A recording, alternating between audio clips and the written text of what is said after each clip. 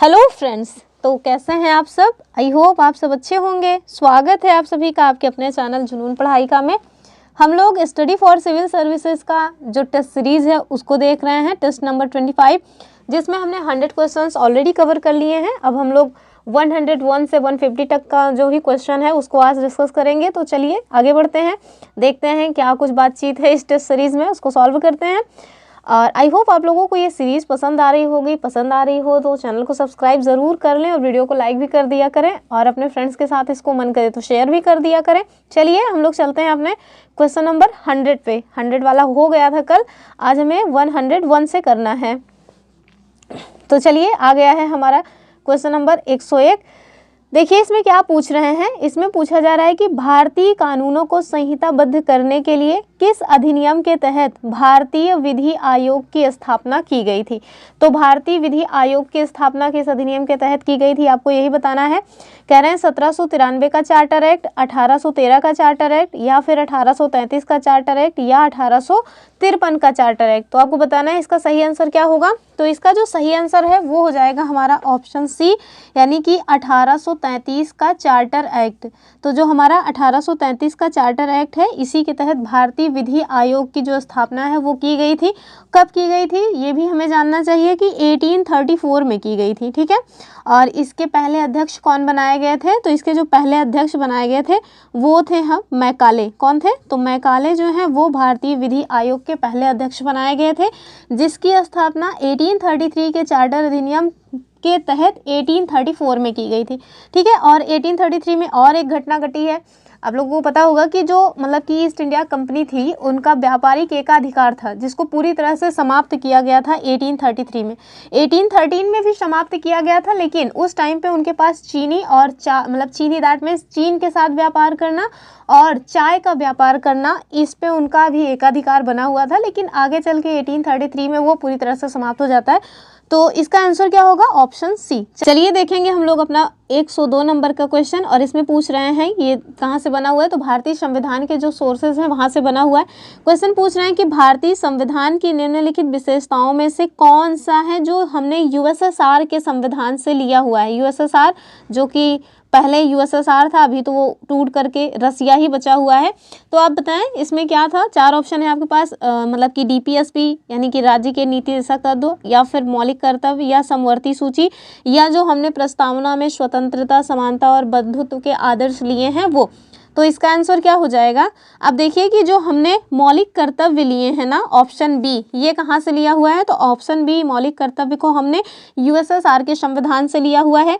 अब हमें बताइएगा कि जो मौलिक कर्तव्य है वो क्या स्टार्टिंग में जब हमारा संविधान बन करके तैयार होकर के लागू हुआ उस टाइम पे था या नहीं था। अगर नहीं था तो कैसे ऐड हुआ है, ये आप हमें कमेंट कर दीजिएगा। और दूसरा आप देखिए जो हमारा राज्य के नीति दिशक सिद्धांत है, ये डीपीएसपी, इसको भी बताइएगा कि हमने इसको कहाँ से लिया है। बाकी जो है उसको हम बता दे रहे हैं। जैसे समवर्ती सूची, तो हमने ऑस्ट्रेलिया के संविधान से लिया हुआ है समवर्ती सूची। कहाँ से, तो ऑस्ट्रेलिया के संविधान से हमने समवर्ती सूची लिया है। और जो प्रस्तावना में हमने मतलब कि स्वतंत्रता, समानता और बंधुत्व के आदर्श लिए हैं, ये हमने कहाँ से लिया है, तो ये हमने फ्रेंच क्रांति यानी फ्रांस से लिया हुआ है, ठीक है। तो इसका आंसर क्या होगा, इसका आंसर हो जाएगा मौलिक कर्तव्य। चलिए आगे देखते हैं 103 नंबर का क्वेश्चन। और जो हमारा 103 नंबर का क्वेश्चन है, कह रहे हैं कि in which of the following cases the Supreme Court held that the preamble is a part of the Constitution of India, यानी कि निम्नलिखित में से किस मामले में सुप्रीम कोर्ट ने माना कि प्रस्तावना भारत के संविधान का हिस्सा है, ठीक है। 4 ऑप्शन है आपके पास, केशवानंद भारती, वैसे 3 ही है, ऑप्शन बाद में दिखेंगे, हम इन तीनों में हमें चूज करना है। दरअसल केशवानंद भारती मामला, बेरूबारी यूनियन संघ मामला, और है एलआईसी ऑफ इंडिया केस। और आपको बताना है सही उत्तर को। 1 2 सही है, 1 3 सही है, 2 3 सही है, या फिर ऑल ऑफ द अबव। तो इसका सही आंसर क्या हो जाएगा, इसका सही आंसर हो जाएगा हमारा ऑप्शन बी, यानी कि 1 और 3 सही है। केशवानंद भारती केस जो हमारा 1973 का बड़ा ही फेमस केस है, इसमें भी माना गया है। और दूसरा कौन सा है, एलआईसी ऑफ इंडिया केस, इसमें भी माना गया है कि जो हमारा प्रस्तावना है वो भारतीय संविधान का हिस्सा है। चलिए आगे देखेंगे हम लोग अपना 104 नंबर का क्वेश्चन। और देखिए कह रहे हैं कि 104 नंबर में पूछ रहे हैं आपसे, सहकारी समिति जो होती है इनके निदेशकों की अधिकतम संख्या कितनी हो सकती है, यानी कि हाईएस्ट जो मतलब मेंबर्स हो सकते हैं, मतलब मैक्सिमम नंबर कितने हो सकते हैं, आपको यही बताना है। 4 ऑप्शन है, 9, 15, 21 या फिर 30। तो आंसर क्या हो जाएगा हमारा इसका, ये हो जाएगा 21, यानी कि ऑप्शन सी। आगे देखते हैं 105 नंबर का क्वेश्चन। देखिए जो हमारा 105 नंबर का क्वेश्चन है वो संविधान संशोधन से बना हुआ है और आपसे पूछ रहे हैं कि किस संविधान संशोधन के तहत रियासतों के पूर्व शासकों के जो मुआवजे और विशेषाधिकार थे इनको समाप्त कर दिया गया। आपके पास 4 ऑप्शन है, पहला संविधान संशोधन, दूसरे में है कि 7वां संविधान संशोधन, फिर है 26वां और लास्ट में है 44वां संविधान संशोधन। तो आंसर तो इसका हो जाएगा हमारा ऑप्शन सी, 26वां संविधान संशोधन। और ये कांड किन्होंने किया था, मतलब इसको करने वाले कौन थी, तो वही जो हमारे यहाँ iron lady as a PM थी, मतलब इंदिरा गांधी जी, उनके द्वारा ये किया गया था। एक 44वां संविधान संशोधन को लेकर के मतलब एक इम्पॉर्टेंट क्वेश्चन बनता है कि जो हमारा मतलब कि प्रॉपर्टी, राइट टू प्रॉपर्टी था, पहले फंडामेंटल राइट में था, उसको 44वां संविधान संशोधन करके यहाँ से हटा करके कहाँ रख दिया गया है, तो रख दिया गया है भाग 12 का जो आर्टिकल 300A है वहाँ पर। तो ये बड़ा इंपॉर्टेंट है, कई बार पूछा गया, तो मैंने इसको आपको बता दिया। और इसका आंसर तो हो जाएगा 26वां। ये जो नवी अनुसूची जोड़ी गई है ना, वो मतलब कि कब जोड़ी गई थी, तो इसी पहले संविधान संशोधन के तहत जोड़ी गई थी, तो इनको भी आप याद रख सकते हैं। चलिए हम लोग देखेंगे अपना क्वेश्चन नंबर 106 और वो क्या कह रहे हैं इसमें आपसे पूछ रहे हैं कि निम्नलिखित में से कौन सी भारतीय संविधान की प्रमुख विशेषताएं हैं। ठीक है, 4 ऑप्शन है हमारे पास, सरकार का संसदीय स्वरूप, दुष्सदनवाद, मौलिक कर्तव्य और सहकारी समितियां। आपको सही उत्तर का चयन करना है, 1, 3, 4 सही है या केवल 1, 3 सही है या फिर 1, 2, 3 सही है या फिर ऑल ऑफ द अबव जो है सही है। तो इसका आंसर क्या हो जाएगा, इसका आंसर हो जाएगा हमारा 1, 3, 4 सही है, यानी कि द्विसदनवाद इसमें नहीं होगा। बाकी सरकार का जो संसदीय स्वरूप है वो भी होगा, मौलिक कर्तव्य भी होंगे और सहकारी समितियां भी हो जाएंगी। ठीक है, तो आंसर क्या होगा 1, 3 एंड 4। चलिए देखते हैं अपना 107 नंबर का क्वेश्चन। और जो हमारा 107 नंबर का क्वेश्चन है वो क्या कह रहे हैं, कह रहे हैं कि निम्नलिखित पर आपको विचार करना है। क्या विचार करना है, तो पहला है कि जो राष्ट्रपति जी का चुनाव है वो, और संविधान की जो 7वीं अनुसूची है उसमें से कोई भी सूची, माल और सेवा कर यानी कि जीएसटी। और आपसे कह रहे हैं कि उपरोक्त प्रावधानों में कौन सा राज्यों के अनुसमर्थन के साथ संसद के विशेष बहुमत के साथ संशोधित किया जा सकता है, यानी कि राज्यों का अनुसमर्थन चाहिए और संसद का विशेष बहुमत होना चाहिए, तब जो है आप क्या कर पाएंगे, इनमें मतलब कि संशोधन कर पाएंगे।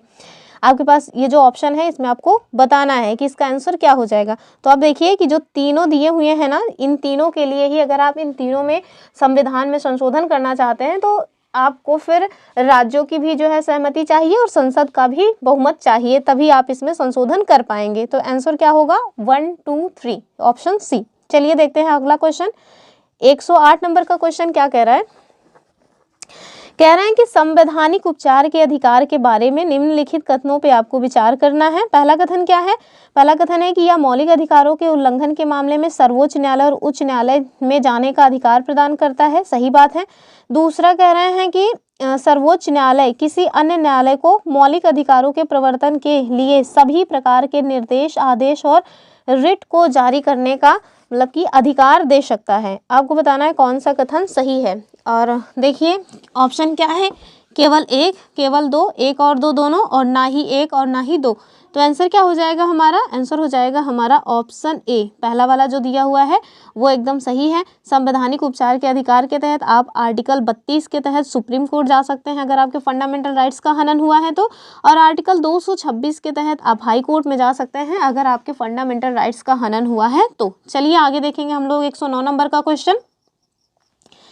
ये देखिए इस टाइप का क्वेश्चन बन जाता है दिमाग खराब करने वाला, कौन इतना याद रखे। एग्जाम में भी बना था, 2023 में भी बना था, 2022 में भी बना था, लेकिन अब क्या करें, मजबूरी है, करना तो पड़ता ही है। चलिए कह रहे हैं कि निम्नलिखित में से कौन सा युग्म सही नहीं है, और एक साइड राज्य दिए हुए हैं, दूसरी साइड राज्यसभा में सीटों की जो संख्या है वो बताई गई है। आपको बताना है कि कौन सा है जो सही मैच नहीं है। पिछली बार भी जब पूछा गया था ना तो उसमें राजस्थान का पूछा गया था। चलिए देख लेते हैं। राजस्थान का इनके द्वारा बताया जा रहा है कि 10 राज्यसभा सीट हैं, तमिलनाडु का 18, बिहार का 16 और तेलंगाना का कह रहे हैं कि 9 है। तो आप बताइए क्या तेलंगाना का 9 है? तो मुझे तो नहीं लग रहा। तेलंगाना का दरअसल 7 जो है सीटें हैं। कितनी हैं? तो तेलंगाना की 7 सीटें हैं राज्यसभा की। ठीक है, तो इसका आंसर क्या हो जाएगा? ऑप्शन डी, यही गलत है। चलिए आगे देखते हैं अगला क्वेश्चन 110। जो हमारा 110 नंबर का क्वेश्चन है वो कह रहा है कि आपको बताना है 371C में किस राज्य के लिए विशेष प्रावधान है। तो आर्टिकल 371 से लेकर के आर्टिकल 371 के तक आप लोग याद कर लीजिए, क्या पता इस बार क्वेश्चन इस टाइप का बन जाए। वैसे तो ईजी है, अगर आप याद करेंगे तो हो ही जाएगा, भूलना तो मुझे भी भुलाता है थोड़ा थोड़ा। चलिए फिलहाल के लिए देखते हैं 371C में किसके लिए प्रावधान है। आपके पास ऑप्शन क्या है? असम, कर्नाटक, तेलंगाना, मणिपुर। तो असम, कर्नाटक, तेलंगाना, कर्नाटक और तेलंगाना तो इसमें नहीं आएगा, क्योंकि कर्नाटक जो है ना वो 371 में है, और तेलंगाना, आंध्र और तेलंगाना के लिए 2 जगह प्रावधान है। एक तो 371D में है और दूसरा 371E में है। और 371E में तेलंगाना और आंध्रा में ना यूनिवर्सिटीज़ के लिए प्रावधान किए गए हैं। अब आपको असम और मणिपुर में चूज करना है कि क्या होगा। तो हम देख लेते हैं इसका क्या हो जाएगा। इसका हो जाएगा डी, मणिपुर, यानी कि जो असम है, सॉरी 371C में मणिपुर के बारे में बताया गया है, और 371 जो बी है ना उसमें फिर असम है, बी में होगा असम। एक बार आप लोग इसको रीचेक कर लीजिएगा, मुझे जहाँ तक याद आ रहा है वो मैंने बता दिया।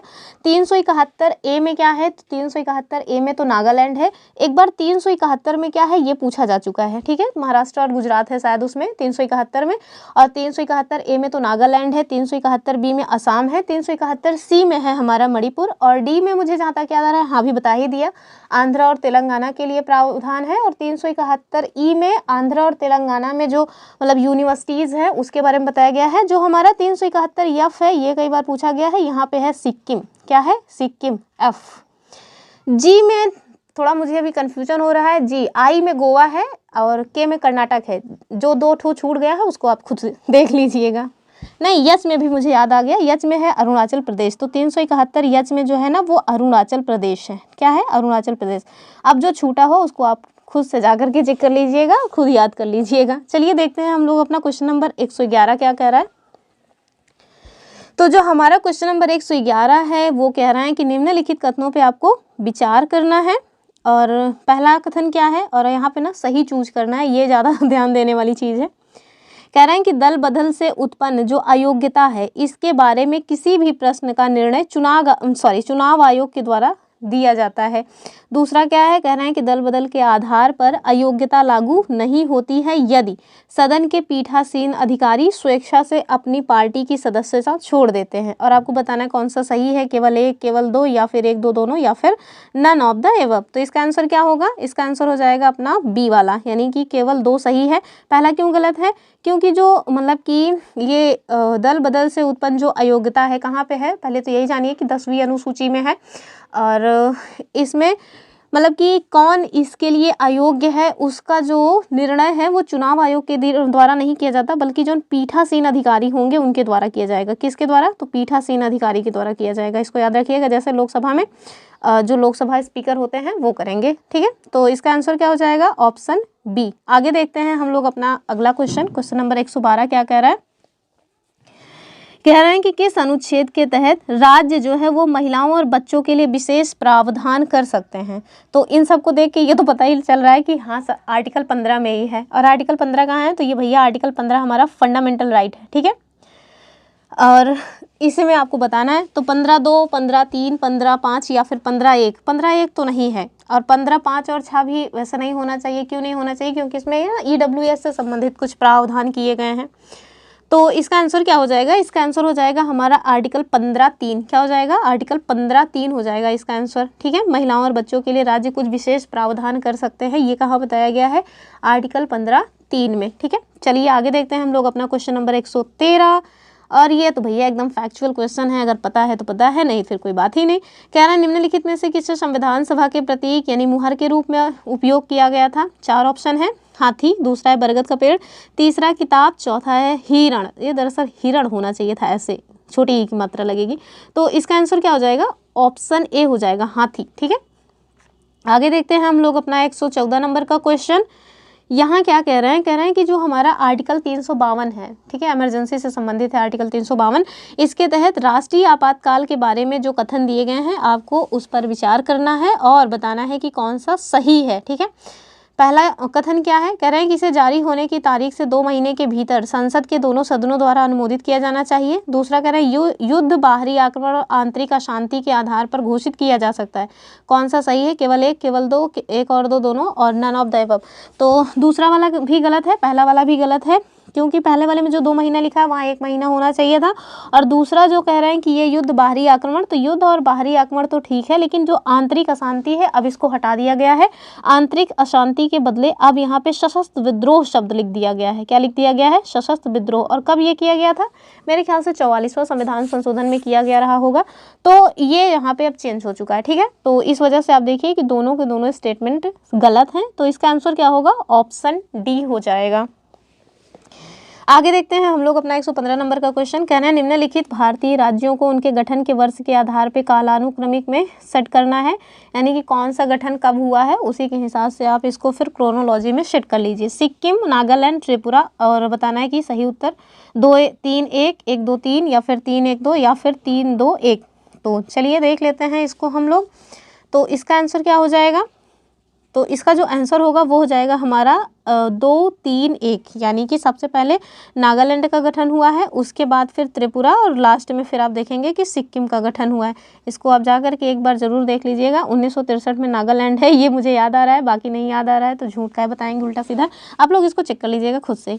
फिलहाल के लिए हम लोग आगे देखेंगे अपना क्वेश्चन नंबर नेक्स्ट। और जो हमारा क्वेश्चन नंबर नेक्स्ट है 116 नंबर का, वो क्या कह रहा है, निम्नलिखित में से किसने लोकपाल और लोकायुक्त शब्द को प्रस्तावित किया था, ठीक है। 4 ऑप्शन है, अशोक कुमार सेन, एल.एम. सिंघवी, अन्ना हजारे, न्यायमूर्ति H.K. बोस। तो जो हमारा इसका आंसर होगा वो हो जाएगा लोकपाल और लोकायुक्त शब्द जो है वो एल.एम. सिंघवी के द्वारा दिया गया है। किनके द्वारा, L M. Singhvi. Option B is the right answer. आगे देखते हैं हम लोग अपना क्वेश्चन नंबर 117, और उसमें क्या बताया गया है, 2 सूचियां दी हुई हैं, आपको उनको मैच करना है। आर्टिकल्स हैं, और आर्टिकल्स में क्या बताया गया है यही देखना है। तो हर साल पूछा जाने वाला एक फेवरेट क्वेश्चन आयोग का वो है आर्टिकल 40, जिसमें क्या बताया गया है, तो ग्राम पंचायतों के बारे में बताया गया। लगभग हर साल ये आर्टिकल 40 पूछा जाता है, ठीक है। तो इसको तो रट ही लीजिए, क्या पता इस बार ना ही पूछा जाए। तो पहला का क्या हो जाएगा, यानी कि बी का तो हो जाएगा 3। अब देखिए बी का 3 आप कर लिए ना, तो 2 ऑप्शंस ऑलरेडी एलिमिनेट हो गए। आगे देखिए आर्टिकल 44 बहुत चर्चा में रहता है, समान नागरिक संहिता के बारे में यहाँ बताई गई है। तो सी का क्या हो जाएगा, सी का हो जाएगा 4। ये देखिए सी का 4, अगर आपको सी का 4 और बी का 3 पता था तो आराम से इन 2 ऑप्शन से ही निकल जा रहा था आंसर हमारा। तो आंसर तो हो जाएगा हमारा सी, लेकिन और जो बचा हुआ है उसको भी देख लेते हैं। तो जो हमारा आर्टिकल 39 है उसमें कह रहे हैं सहकारी समितियां, और आर्टिकल 43B कह रहे हैं कि ओहो थोड़ा गलत कर दिए, देखिए समान काल के सॉरी समान लिखा हुआ है, तो मैंने ध्यान ही नहीं दिया कि समान काम के लिए समान वेतन लिखा है या फिर समान नागरिक संहिता लिखा हुआ है। सॉरी, हाँ फिर से बता रहे हैं। देखिए जो हमारा आर्टिकल 40 है वो ग्राम पंचायत है, तो ये तो सही हमने मैच किया था। जो हमारा आर्टिकल 40 है दरअसल वो समान नागरिक संहिता है, और समान नागरिक संहिता देखिए 1 में दिया हुआ है, और हमने उसको कहाँ लगा दिया था, यहाँ पे, इसी वजह से भी गलत हो जाता। तो देखते हैं सी का हो जाएगा 1, दरअसल सी का 1 देखिए केवल 1 ही में दिया हुआ है, ज़्यादा दिमाग ही नहीं लगाना था। सी का 1 केवल 1 जगह दिया हुआ है। बी का 3 हो जाएगा, और जो हमारा है ए का क्या हो जाएगा, ए का हो जाएगा आर्टिकल 39 समान काम के लिए समान वेतन, और 43B में क्या है, तो सहकारी समितियां हैं, कोऑपरेटिव सोसाइटीज़, ठीक है। तो इसका आंसर हो जाएगा 4, 3, 1, 2। फिर से बता रहे हैं आर्टिकल 39 में क्या है, तो equal pay for equal work, यानी समान कार्य के लिए समान वेतन। आर्टिकल 40 ग्राम पंचायत। आर्टिकल 44 में क्या है, तो यूनिफॉर्म सिविल कोड यानी UCC समान नागरिक संहिता। और 43B में क्या है, कोऑपरेटिव सोसाइटीज़, ठीक है। तो इसका आंसर हो जाएगा ऑप्शन ए। आगे देखते हैं अगला क्वेश्चन अपना 118 नंबर का। कह रहे हैं कि समुद्र के बढ़ते स्तर के खतरे के कारण द्वीप समुदाय को खाली करने वाला देश कौन सा है। पहला देश बना हुआ है ये। 4 ऑप्शन है, सेशल्स, मालदीव्स, पनामा या फिर गुयाना। तो इसका आंसर क्या हो जाएगा, करंट अफेयर का मामला है, पनामा हो जाएगा इसका आंसर। आगे देखते हैं हम लोग अगला क्वेश्चन, जो कि कहाँ से आया है, एनवायरमेंट एंड इकोलॉजी से आया हुआ है। इकोलॉजी नहीं, इकोलॉजी है दरअसल वो। तो कह रहे हैं कि मगरमच्छ संरक्षण परियोजना किस वर्ष शुरू की गई थी। 4 ऑप्शन है, 1973, 1975, 1983 और 1990। तो आंसर क्या हो जाएगा हमारा इसका आंसर हो जाएगा ऑप्शन बी 1975। 1973 में क्या था, तो वो जो बाघ संरक्षण है ना, उसके लिए चलाया गया था कोई प्रोजेक्ट टाइगर दरअसल उसका नाम है। 1973 का क्या है, प्रोजेक्ट टाइगर है 1973 का। और ये जो मगरमच्छ वाला है ये भैया 1975 का है। तो आगे देखते हैं हम अपना 120 नंबर का क्वेश्चन। कह रहे हैं कि निम्नलिखित में से कौन सी गैस वायुमंडल में सबसे अधिक मात्रा में मौजूद है। तो बच्चा इसको जानता होगा, हालांकि इसको हो सकता है ना जानते हो, क्योंकि जो सबसे ज़्यादा है उसको दिया ही नहीं है, पहले 2 जो हैं। तो चलिए देख लेते हैं, कार्बन डाइऑक्साइड, हीलियम और हाइड्रोजन, आर्गन। तो इसका आंसर क्या होगा, आप लोगों ने इसको ज़रूर पढ़ा होगा कि सबसे ज़्यादा तो नाइट्रोजन है, उसके बाद ऑक्सीजन है, उसके बाद फिर आता है हमारा आर्गन, उसके बाद आता है कार्बन डाइऑक्साइड। तो आप इसमें देखिए कौन सा है सबसे पहले, आर्गन, तीसरा वाला। तो जो आंसर क्या हो जाएगा इसका, आर्गन हो जाएगा, जो कि हमारा विकल्प डी में दिया हुआ है। ठीक है, चलिए देखते हैं हम लोग अगला क्वेश्चन अपना 121 नंबर का। कह रहे हैं कि जब सूक्ष्म जीवों को क्षरण प्रक्रिया में तेजी लाने के लिए प्रदूषित स्थल पर छोड़ा जाता है तो उसे क्या कहते हैं। 4 ऑप्शन है, जैविक उपचार, जैव संवर्धन, बायो स्पार्जिंग या फिर बायो वेटिंग। तो इसका क्या आंसर हो जाएगा, 121 का जो आंसर होगा वो हो जाएगा हमारा ऑप्शन बी, यानी कि जैव संवर्धन हो जाएगा इसका सही आंसर। चलिए देख लेते हैं अपना 122 नंबर का क्वेश्चन, और इसमें क्या कह रहे हैं, निम्नलिखित कथनों पे आपको विचार करना है। चलिए कर लेते हैं विचार, ऐसा क्या है। कह रहे हैं कि जो पारा होता है वो हवा, मतलब पारा हवा, पानी और मिट्टी में मौजूद प्राकृतिक रूप से पाया जाने वाला तत्व है। ठीक है, दूसरा कह रहे हैं जो बाली घोषणा हुई थी पारा में व्यापार के प्रबंधन से संबंधित है। और आपको बताना है कौन सा सही है, केवल 1, केवल 2, ऑल ऑफ द एबव, या सॉरी मतलब ऑल ऑफ द एबव ही, दरअसल 2 ही तो है, तो 1 और 2 अगर लिखा हुआ है तो ऑल ऑफ द एबव ही है, और दूसरा मतलब लास्ट है कि कोई भी सही नहीं है। तो आंसर क्या होगा इसका आंसर हो जाएगा भैया दोनों ही के दोनों स्टेटमेंट सही हैं, यानी कि जो पारा है वो हवा और मिट्टी में मौजूद प्राकृतिक रूप से पाया जाने वाला तत्व है, और जो बाली घोषणा है वो पारा के व्यापार से ही संबंधित है। आप मुझे कमेंट करके बताइएगा पारा की अधिकता से कौन सा रोग हो जाता है, इस बार पूछा गया था आरओ में। ठीक है, बताइएगा मुझे कमेंट करके। चलिए हम लोग देखते हैं अपना क्वेश्चन नंबर 123, और जो हमारा 123 नंबर का क्वेश्चन है वो क्या है, निम्नलिखित में से कौन सा लेंटिक पारिस्थितिक तंत्र का एक उदाहरण है। नदियां, धाराएं, भूमिगत और तालाब। तो इसका आंसर क्या हो जाएगा, इसका हो जाएगा ऑप्शन डी, यानी कि तालाब। चलिए देखते हैं अगला क्वेश्चन 124। कह रहा है निम्नलिखित कथनों पे आप विचार करें और बताना है कौन सा कथन सही है। उत्तर प्रदेश सरकार गोंडा जिले में अपना पहला कछुआ संरक्षण रिजर्व स्थापित करेगी। अच्छा, दूसरा कह रहे हैं कि घाघरा नदी में कछुआ संरक्षण रिजर्व स्थापित किया जाएगा। 1 सही है, 2 सही है, दोनों सही है, या फिर कोई भी सही नहीं है। तो आप बताएं इसका क्या हो जाएगा। तो हो जाएगा भैया ऑप्शन ए सही है, यानी कि केवल 1। तो 124 का क्या हो जाएगा, केवल 1 इसका सही है। तो ये मतलब कि जो उत्तर प्रदेश गवर्नमेंट है ये गोंडा में अपना पहला मतलब कि कछुआ संरक्षण रिजर्व जो है वो घोषित कर रही है, ये बात एकदम सही है, घाघरा रिवर। चलिए आगे देखते हैं हम लोग अपना अगला क्वेश्चन, और हमारा जो अगला क्वेश्चन है वो क्या कह रहे हैं, निम्नलिखित में से कौन से नाइट्रोजन स्थिरक पादप हैं। तो इसमें आपको बताना है कौन कौन से हैं। ये क्वेश्चन भी पूछा जा चुका है ऑलरेडी उत्तर प्रदेश पीसीएस में। मटर, अल्फाफा, पालक। आपको सही उत्तर बताना है, 2, 3, 1, 3 या फिर 1 और 2 या फिर केवल 1। तो इसका आंसर क्या होगा, ये हो जाएगा हमारा मटर और अल्फाफा। तो कहाँ पे लिया हुआ है, 1 और 2, यानी कि ऑप्शन सी इसका सही आंसर हो जाएगा। मटर और अल्फाफा जो है वो क्या है, तो ये नाइट्रोजन स्थिरक पादप हैं। ठीक है, पादप मतलब होता है प्लांट्स, पौधे। चलिए आगे देखते हैं क्वेश्चन नंबर 126। कह रहे हैं कि ऊर्जा का पिरामिड आपको बताना है किस पारिस्थितिक तंत्र में उल्टा होता है। तो ये जो उल्टा सीधा वाला तंत्र है तो मुझे बड़ा कंफ्यूजिंग करता रहता है, बस रट्टा मारा हुआ है मैंने कि ऊर्जा में जो पिरामिड होता है वो सदैव सीधा होता है। अगर इससे क्वेश्चन बन जाए तो अच्छी बात है, नहीं फिर कोई बात ही नहीं। चलिए फिलहाल के लिए देख लेते हैं। पहला ऑप्शन है घास का मैदान, दूसरा है वृक्ष, तीसरा है तालाब, और लास्ट में है कि दोनों मतलब कि सारे के सारे गलत हैं। तो इसका क्या हो जाएगा, इसका हो जाएगा हमारा भैया ऑप्शन डी। कह रहे हैं कौन सा किस में उल्टा होता है, तो इन सब में जो भी दिया हुआ है ना 126 में, इन सब में किसी में भी उल्टा नहीं होता है, सब में सीधा ही होता है। ठीक है, तो चलिए देखते हैं अपना अगला क्वेश्चन। 126 का डी हो जाएगा हम। चलिए देखते हैं 127 नंबर का क्वेश्चन कह रहे हैं कि निम्नलिखित में से कौन सा हार्मोन पौधों के विकास को दबा देता है। तो आपको बताना है कौन सा हार्मोन है जो पौधों के विकास को दबा देता है। पहला है एब्सिसिक एसिड, दूसरा है एथिलीन, तीसरा है जिब्रेलिन और लास्ट में है ऑक्सिन। आपको बताना है कौन सा होगा। तो ये साइंस का क्वेश्चन है, तो आंसर क्या हो जाएगा हमारा एब्सिसिक एसिड, इसका आंसर हो जाएगा। ठीक है, चलिए देखते हैं अगला क्वेश्चन। देखिए जो हमारा अगला क्वेश्चन है उसमें 2 लिस्ट दी हुई है और आपको मैच करना है। ठीक है, एक साइड टाइगर रिजर्व दिया हुआ है, दूसरे साइड स्टेट दिया हुआ है, तो चलिए मैच कर लेते हैं। क्या एक को आप लोगों को याद आ रहा है, काली डंपा नामेरी नामदफा, और स्टेट में अरुणाचल, कर्नाटक, मिजोरम और असम दिया हुआ है। सही उत्तर बताना है हमें।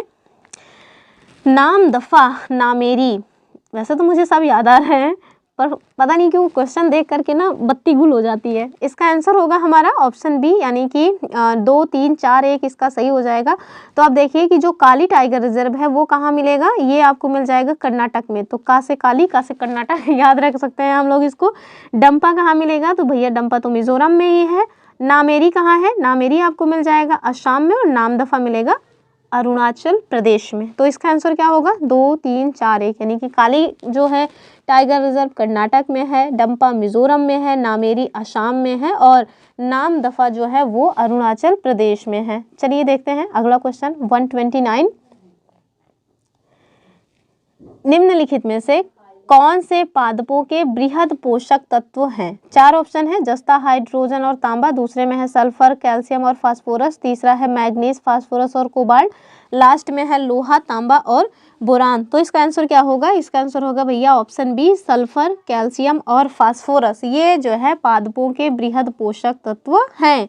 चलिए अगले देख लेते हैं 130 नंबर का क्वेश्चन। कह रहे हैं निम्नलिखित निकायों में से कौन सा वन्य जीव संरक्षण अधिनियम 1972 के तहत स्थापित किया गया था। तो आप बताइए कौन है जो 1972 में स्थापित किया गया है। पहला है केंद्रीय चिड़ियाघर प्राधिकरण, दूसरा केंद्रीय बाघ संरक्षण प्राधिकरण और लास्ट में है कि राष्ट्रीय वन्य जीव बोर्ड या फिर ऑल ऑफ द एबव। तो इसका आंसर क्या होगा, इसका हो जाएगा ऑल ऑफ द एबव। ये सारे के सारे जो है ना वो 1972 के तहत ही स्थापित किए गए थे। और 1972 में हुआ क्या है, तो वन्य जीव संरक्षण अधिनियम लाया गया था। बहुत पूछा जाता है, कोई ऐसा साल नहीं जब इस टाइप के क्वेश्चंस ना बनते हो। पिछली बार तो वो जल वाला पूछ लिया गया था, जो 1974 में जल संरक्षण के लिए कुछ किया गया था ना, उसको। आगे हम लोग देख लेते हैं निम्नलिखित कथनों पे आपको विचार करना है। सोनभद्र की सीमा किस राज्य से लगती है। तो भैया सोनभद्र उत्तर प्रदेश में। आप सोनभद्र एक ऐसा जिला है जो 4 राज्यों के साथ अपनी सीमा साझा करता है और वो इकलौता जिला है जो मतलब कि 4 स्टेट्स के साथ अपनी बाउंड्री लगाता है। तो देख लेते हैं कौन कौन है, झारखंड, बिहार, छत्तीसगढ़, MP, तो सबके साथ तो करता ही है। इसका आंसर हो जाएगा ऑप्शन डी। ठीक है, याद रखिएगा ये क्वेश्चन कई बार बना हुआ है। सोनभद्र जो है वो 4 राज्यों के साथ जो है सीमा साझा करता है और उसमें कौन कौन आएंगे, तो बिहार, छत्तीसगढ़, मध्य प्रदेश और झारखंड। चलिए आगे देखते हैं 132 नंबर का क्वेश्चन। एक साइड जो है मृदा दी हुई है, दूसरी साइड क्षेत्र दिया हुआ है। ये सारी मृदाएं उत्तर प्रदेश की हैं, कहाँ पे किस क्षेत्र में पाई जाती हैं ये आपको मैच करना है। ठीक है, देखिए मृदा में है भात, भात तो हम लोगों के यहाँ चावल को कहते हैं। चलिए मंत या बंजार और अरावली और काला, और आगे देख लीजिए जालौन, आगरा, गोरखपुर और कुशीनगर। चलिए मैच कर लेते हैं। 132 का आंसर हो जाएगा ए वाला, यानी कि जो भात मृदा है वो कहाँ मिलती है, कुशीनगर में। ठीक है, तो भात मृदा कहाँ मिलती है, कुशीनगर में। दूसरा क्या है, दूसरा है हमारा मंत या बंजार, और ये कहाँ है, गोरखपुर में मिलती है इस तरह की मिट्टी। अरावली जो मिट्टी है कहाँ मिलती है, आगरा में मिलती है। और जो हमारा काली मृदा है, या काला है दरअसल, ब्लैक, ये काली ही है, तो ये कहाँ मिलती है, जालौन में मिलती है। तो 4, 3, 2, 1 इसका सही आंसर हो जाएगा। इसको आप लोग देख लीजिए। चलिए देखते हैं अगला क्वेश्चन 133। कह रहे हैं केन नदी निम्नलिखित में से किस जिले से उत्तर प्रदेश में प्रवेश कर जाती है। केन जो है किसकी सहायक नदी है, ये आप मुझे कमेंट कर सकते हैं। और आप बताइए कि कहाँ से ये उत्तर प्रदेश में आ जाती है, जालौन, बांदा, औरैया या फिर झांसी। तो इसका आंसर क्या होगा, इसका आंसर हो जाएगा अपना ऑप्शन बी, जो हमारा बांदा है वहाँ से उत्तर प्रदेश में केन रिवर की एंट्री होती है। आगे देखते हैं अगला क्वेश्चन 134 नंबर का। अब यहाँ बताना है कौन सा रॉन्ग है, यानी कि सही सुमेल नहीं है। एक पहले में दिया हुआ है प्लेटिनम पाया जाता है ललितपुर। दरअसल ये खनिज है और आपसे पूछ रहे हैं कि कौन सा खनिज किस जिले में किस स्थान पे पाया जाता है। ठीक है, तो ललितपुर को कह रहे हैं कि प्लेटिनम। अच्छा, वैसे ललितपुर में बहुत सारे खनिज पाए जाते हैं तो हो सकता है ये भी पाया जाता हो।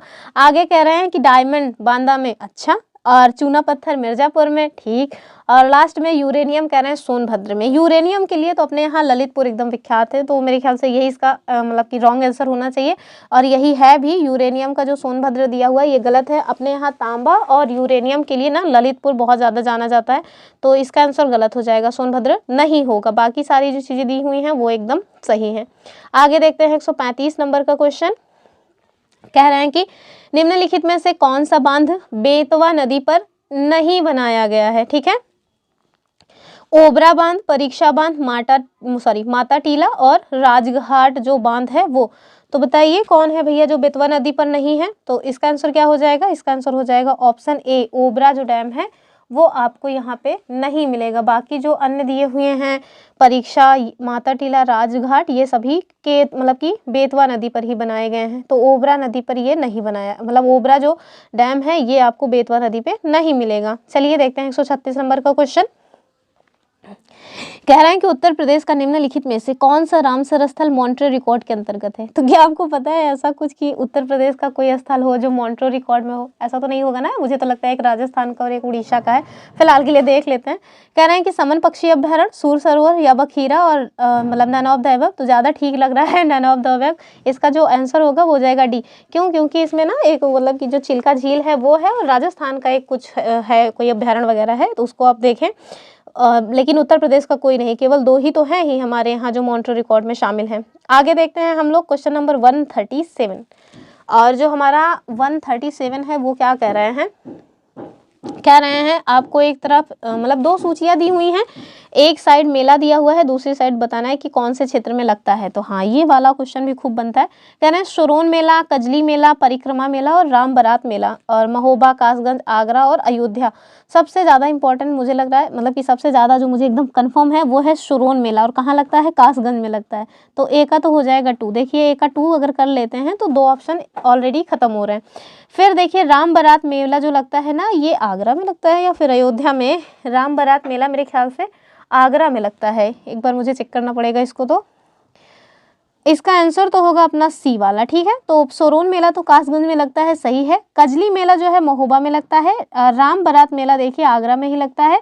परिक्रमा मेला लगता है ये अयोध्या में और कजली मेला लगता है महोबा में। ठीक है, तो अगर हमें जैसे कि याद ही आ रहा था राम बारात आगरा में लगता है, पर हम पता नहीं क्यों आगरा अयोध्या देख के कन्फ्यूज़ हो जाते हैं, तो इसका आंसर हमारा 2 से ही निकल आ रहा था आराम से। चलिए फिलहाल के लिए हम लोग देखते हैं अपना अगला क्वेश्चन। इसका तो सी वाला हो जाएगा।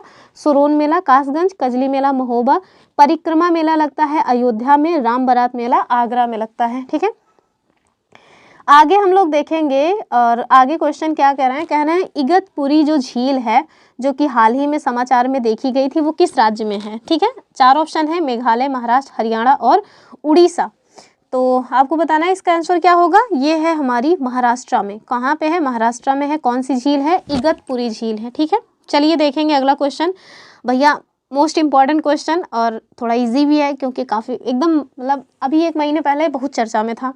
कह रहे हैं जो हमारा 16वां वित्त आयोग है इसके अध्यक्ष के रूप में किन्हें नियुक्त किया गया है। पहले वित्त आयोग के अध्यक्ष कौन थे ये ऑलरेडी पूछा जा चुका है, केसी योगी जी थे, हम खुद भी बता दे रहे हैं।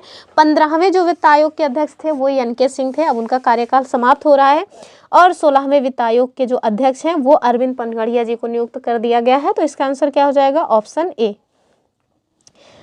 आगे देखते हैं कौन सा युग्म सही सुमेलित नहीं है और कह रहे हैं कि जो अनंतगिरी वन है वो तेलंगाना में है, तिन्नामारा टी एस्टेट असम में है, मेचुका एडवेंचर पार्क अरुणाचल में है और अन्नवरम मंदिर कह रहे हैं कि केरल में है। तो भैया ये जो अन्नवरम मंदिर है ना ये केरल में नहीं है, तो फिर अगर केरल में नहीं है तो कहाँ है? जो अन्नवरम मंदिर है ये आंध्र प्रदेश के काकीनाडा में है। कहाँ पे है? तो आंध्र प्रदेश के काकीनाडा में है। और कौन से भगवान के लिए है? तो ये समझिए कि हिंदू वैष्णव मंदिर है, यानी कि भगवान विष्णु जी को समर्पित मंदिर है। अब कौन से देवता हैं? मेरे ख्याल से विष्णु जी ही होंगे। चलिए फिलहाल के लिए आगे देखेंगे हम लोग अपना 141 नंबर का क्वेश्चन। गुट निरपेक्ष आंदोलन। तो गुट निरपेक्ष आंदोलन ये जो नाम आंदोलन है ना इसकी बात कर रहे हैं। तो इसी के बारे में कह रहे हैं, गुट निरपेक्ष आंदोलन को जो 19वां शिखर सम्मेलन है वो कहाँ आयोजित किया गया था? सिंगापुर, युगांडा, घाना, कुवैत। तो आपको बताना है क्या ये सिंगापुर तो नहीं होना चाहिए फिलहाल के लिए। आप देखें इसका जो आंसर होगा वो होगा युगांडा। क्या हो जाएगा? युगांडा। युगांडा और घाना में ही कुछ हो सकता था, लेकिन होगा क्या इसका? युगांडा। ठीक है, तो युगांडा में हुआ था नैम का 19वां शिखर सम्मेलन। आगे देखते हैं, युगांडा की राजधानी क्या है ना, ये बताइएगा। क्यों? क्योंकि आरओ में ये क्वेश्चन पूछा गया था। शायद रवांडा का पूछा गया था, रवांडा का पूछा गया था किगाली। युगांडा का आप मुझे बताइएगा, या क्या पता युगांडा का भी याद नहीं आ रहा, लेकिन रवांडा का पूछा गया था, एकदम कंफर्म है। आगे देखते हैं हम लोग 142 नंबर का क्वेश्चन, और आपसे यहाँ पूछ रहे हैं कि प्राथमिक घाटा क्या है, यानी कि जो हमारा प्राइमरी डेफिसिट होता है वो क्या होता है। पहले में है कि पूंजीगत व्यय और पूंजीगत प्राप्तियों के मध्य अंतर। दूसरा कह रहे हैं राजस्व व्यय और राजस्व प्राप्तियों के मध्य अंतर। तो ये तो राजस्व घाटा होता है। राजस्व व्यय और राजस्व प्राप्तियों का जो अंतर होता है इसको हम कहते हैं राजस्व, यानी कि रेवेन्यू डिफिसिट। क्या कहते हैं? रेवेन्यू डेफिसिट कहते हैं, रेवेन्यू डेफिसिट इसको कहते हैं। तो ये तो होगा ही नहीं। तीसरा क्या कह रहे हैं? कह रहे हैं कि राजकोषीय घाटे और ब्याज के भुगतान के मध्य अंतर, और लास्ट में राजस्व घाटा और पूंजीगत परिसंपत्तियों के सृजन के लिए जो अनुदान के मध्य अंतर है वो। तो इसका जो आंसर होगा ना वो हो जाएगा ऑप्शन सी। क्या हो जाएगा? ऑप्शन सी हो जाएगा, यानी कि जो हमारा रेवेन्यू डेफिसिट है वो और जो ब्याज भुगतान है उसके मध्य जो अंतर आए वही होता है हमारा प्राथमिक घाटा, यानी कि प्राइमरी डेफिसिट। ठीक है, इसको याद रखिएगा। इस टाइप का क्वेश्चन खूब बनता है, पूछा गया था एक बार ये जूनियर एडेड में, क्वेश्चन गलत हो गया था मेरा। आगे देखते हैं हम लोग अपना क्वेश्चन नंबर 143। कह रहे हैं कि चंद्रयान 3 का जो विक्रम लैंडर है इसके लैंडिंग साइट का भी नाम क्या रखा गया है? तो मोदी जी ने ये सारे नाम रखे हैं। आप बताइए, गरुड़ शक्ति, शिव शक्ति, विक्रमशिला और भारत शक्ति, क्या नाम रखा गया है इसका? तो इसका जो हो जाएगा आंसर वो हो जाएगा शिव शक्ति। अब मोदी जी अगर रखेंगे तो यही सब रखेंगे ना, वो कुछ और तो नहीं रखेंगे फिलहाल के लिए। चलिए आगे देखते हैं, क्वेश्चन नंबर 144 क्या कह रहा है? तो हाँ, इसका आंसर क्या हो जाएगा? ऑप्शन बी हो जाएगा शिव शक्ति। चलिए आगे देख रहे हैं, 144 की बात हो रही है कि 2020 में मानव जनित नाइट्रस ऑक्साइड उत्सर्जन की मात्रा के अनुसार शीर्ष देश कौन है? तो ये जो नाइट्रस ऑक्साइड का उत्सर्जन है ना, ये जून में ये न्यूज़ आई थी। अभी मैंने इसको रिवाइज किया हुआ है, इसी वजह से मुझे ज़्यादा अच्छे से याद है कि जून में आई थी। कह रहे हैं कि चीन, यूएस, भारत, दूसरे में है यूएस, चाइना, भारत, तीसरा कह रहे हैं चाइना, भारत, यूएस, और लास्ट में कह रहे हैं भारत, चीन, यूएस। तो नंबर 1 पे तो भैया चाइना है, तो चाइना भैया नंबर 1 पे है, अपने भारत देश जो है सेकंड पे है। तो चाइना और इंडिया कहाँ पे दिया हुआ है? देखिए एक ही जगह तो दिया हुआ है चाइना और इंडिया, तो ये देखिए तीसरे पे यूएस आ जाएगा फिर। तो पहला दूसरा अगर याद है तो तीसरा वाला यूएस हो गया ही, तो इसका आंसर क्या हो जाएगा? सी हो जाएगा।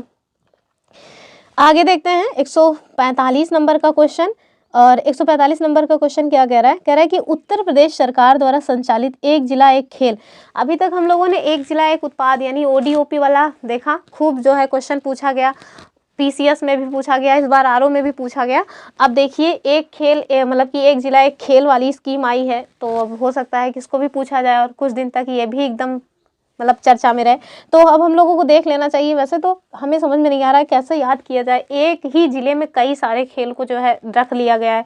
तो हम लोग ऐसा करते हैं ना, जो एक जिला में एक खेल है मात्र उनको देख लेते हैं, जहाँ पे बहुत सारे खेल हैं उनको तो रट्टा मारना थोड़ा मुश्किल हो जाएगा। फिलहाल के लिए इसको देख लेते हैं। आपको बताना है कौन सा सही सुमेलित बिल्कुल भी नहीं है। और हाँ, अगर आप लोगों को एक खेल और एक जिला और एक खेल वाला ना पता हो ना, तो आप लोग हमें कहेंगे तो हम उसका वीडियो बना देंगे कि कौन से जिले का कौन सा खेल है। ठीक है, चलिए फिलहाल के लिए देखते हैं। कह रहे हैं कि हॉकी का Lucknow, table tennis Agra, boxing का कुशीनगर, शूटिंग का गाजियाबाद। तो इसका आंसर क्या हो जाएगा 145 का? ये जो शूटिंग का गाजियाबाद दिया है ना, यही गलत है, शूटिंग का गाजियाबाद नहीं होगा। बाकी जो सारी चीज़ें दी हैं भैया वो एकदम सही हैं। अब देखिए बजट का आ गया है, और बजट 2024-25 में बालिकाओं के किस आयु वर्ग के टीकाकरण पर बल दिया जा रहा है ताकि सर्वाइकल कैंसर को रोका जा सके? तो हमारे पास 4 ऑप्शन है, 6 से 12 वर्ष, दूसरा है 9 से 14, तीसरा है 9 से 15 और 12 से 18। तो ये बहुत चर्चा में था उस टाइम पे। 9 से 14 वर्ष की जो बालिकाएं हैं, जो बच्चियां हैं, उनको जो है टीकाकरण किया जाएगा ताकि सर्वाइकल जो कैंसर है, इतना मतलब भयानक तरीके से बच्चों को क्या प्रभावित कर रहा है, आगे चल के प्रभावित करता है। तो अगर अभी से ही टीकाकरण कर दिया जाए तो बच्चियाँ आगे चल के इससे प्रभावित ना हो। ठीक है, 9 से 14 साल की बच्चियों को इसमें टीकाकरण किया जाएगा। कह रहे हैं कि 147 नंबर में बताइए जो यूविन प्लेटफॉर्म है वो किससे संबंधित है। पहला ऑप्शन है टीकाकरण कार्यक्रम, दूसरा है रोजगार पोर्टल, तीसरा है पर्यावरण संरक्षण, लास्ट में है ग्रामीण साक्षरता। तो आंसर क्या होगा इसका, तो जो हमारा यूविन प्लेटफॉर्म है वो एक टीकाकरण कार्यक्रम है। क्या है, तो मतलब कि टीकाकरण कार्यक्रम है यूविन प्लेटफॉर्म। आगे देखते हैं, फिर से आ गया है बजट का क्वेश्चन और कह रहे हैं कि ये जो बजट 2024-25 है इसके अनुसार स्किल इंडिया मिशन के तहत कितने युवाओं को प्रशिक्षित किया जाएगा। आपके पास चार ऑप्शन है, 2.1 करोड़ युवा, 1.4 करोड़, 1.8 करोड़ और 2.2 करोड़। इतने सारे स्कीम्स आती हैं, पता नहीं कौन से लोग लाभान्वित होते हैं, हम लोगों को कोई पूछवा ही नहीं करता।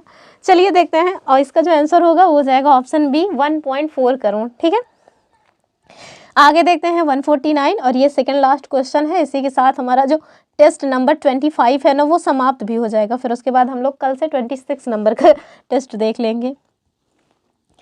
कह रहे हैं कि हाल ही में कार्लोस अल्काराज ने विंबलडन पुरुषों का फाइनल जीता है। आपको बताना है जो कार्लोस अल्काराज हैं वो किस देश से संबंधित हैं। इस टाइप का क्वेश्चन खूब बनता है, कौन से खिलाड़ी हैं, किस देश से संबंधित है, या कोई मतलब कि किसी संस्था के अध्यक्ष बने हैं वो किस मतलब कि देश से संबंधित हैं। स्पेशली अगर कोई महिला किसी जो है आयोग की अध्यक्ष बनी हो तो उनका पूछ लिया जाता है कि वो किस कंट्री से बिलोंग करती हैं। तो हम लोग फिलहाल के लिए इनको देखते हैं ना कि कार्लोस अल्काराज जो विंबलडन पुरुषों में फाइनल जीते हैं वो किस देश से हैं। फिनलैंड, सर्बिया, स्पेन या फिर ऑस्ट्रेलिया। तो आंसर क्या हो जाएगा भैया, ये स्पेन के खिलाड़ी हैं। आगे देखते हैं हम लोग 150 नंबर का क्वेश्चन और ये लास्ट क्वेश्चन है आज का। कह रहे हैं कि निम्नलिखित में से कौन सा युग्म सही सुमेलित है। कह रहे हैं कि ये मतलब एक साइड प्लेयर्स दिए हुए हैं, दूसरी साइड मतलब कि खिलाड़ियों मतलब कौन सा गेम वो खेलते हैं। और इस टाइप का क्वेश्चन इस बार आरओ में पूछा भी गया था, तो देख लेते हैं। कह रहे हैं कि जो ज्योति सुरेखा जी हैं वो तीरंदाजी से संबंधित हैं, निखत जरीन बॉक्सिंग से, पूजा आरती स्क्वैश खेलती हैं, आशा लता देवी फुटबॉल खेलती हैं। आपको बताना है सही उत्तर कौन से हैं। केवल 2, 4 सही हैं, केवल 1, 3, 4 सही हैं, केवल 1, 2, 3 सही है या फिर सभी के सभी सही हैं। तो भैया जितने भी लोगों के नाम दिए हैं ना एकदम सही हैं। जो ज्योति सुरेखा जी हैं वो भैया आर्चरी के लिए मतलब आर्चरी खेलती हैं, दैट मीन्स तीरंदाजी करती हैं, निखत जरीन बॉक्सिंग करती हैं, पूजा आरती जी जो है वो स्क्वैश की खिलाड़ी हैं और आशा लता देवी जी जो है वो फुटबॉल खेलती हैं। तो इसका जो है ऑप्शन डी जो है वो सही आंसर हो जाएगा। तो ये रही आज की अपनी कक्षा। आई होप आप लोगों को सारी चीज़ें समझ आई होंगी। अगर कहीं लगता है कि मैंने कोई आंसर गलत बता दिया हो तो आप मुझे उसे कमेंट कर सकते हैं, मैं उसको ज़रूर सुधार करूँगी। वैसे तो मैंने बहुत केयर की है कि कोई भी आंसर गलत ना हो। तो आज की क्लास अगर आपको पसंद आई है तो आप हमारे चैनल को सब्सक्राइब कर सकते हैं, वीडियो को लाइक कर सकते हैं और अपने फ्रेंड्स के साथ इसको शेयर करना बिल्कुल ना भूलें। चलिए फिर मिलेंगे अपने नेक्स्ट वीडियो में, तब तक के लिए आप सभी को धन्यवाद और जय हिंद।